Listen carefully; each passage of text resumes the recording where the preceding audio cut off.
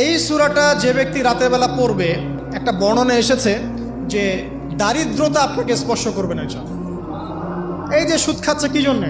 টাকার জন্য তো নাকি? টাকা পয়সা ধন দৌলত করবেন, এই তো আপনার উদ্দেশ্য নাকি? এই জন্যই তো মায়ের সাথে জানা করছে, তাই তো? আল্লাহ বলছেন সূরা ওয়াকিয়া পড়েন, আপনার দারিদ্রতা দূর হয়ে যাবে ইনশাআল্লাহ। বিশ্বাস হচ্ছে না? রিজিক কার হাতে? না, রিজিক তো আমাদের হাতে। এটা মানুষ বিশ্বাস করে না আসলে, এটা মুখে বলে। মানুষ মুখে বলে রিজিক আল্লাহর হাতে। মানুষ যদি বিশ্বাস করতো রিজিক আল্লাহর হাতে, তাহলে মানুষ কেমন করে সুদ খাবে?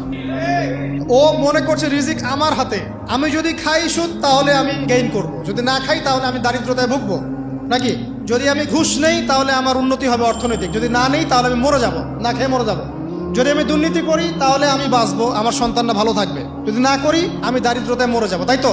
এই কনসেপ্ট ছাড়া কেউ এগুলা কাজ এমনি করতে পারে নাকি? নিঃসন্দেহে আমরা মনে করি যে রিজিকের মালিক আমরা, আল্লাহ নয়।